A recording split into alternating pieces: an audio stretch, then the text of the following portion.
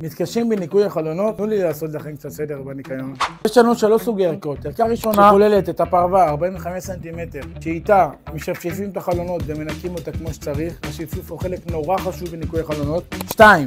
אגב קטן 25 סנטימטר שמתחלק ל3 חלקים, ידית, מוביל וגומייה. איתו ניתן לנקות ויטרינות גדולות, חלונות של חדרים, מראות ומקלחונים. בנוסף, יש לנו 2 חומרים מיוחדים, חומר לניקוי חלונות, שאיתו אתם שומרים על חלון נקי וברק של חלונות לאורך זמן, לפחות חודש ימים.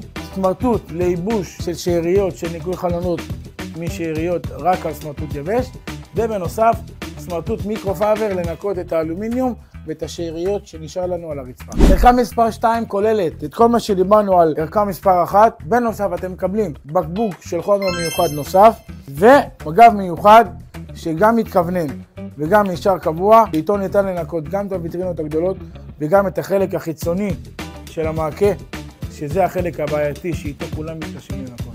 ערכה מספר 3.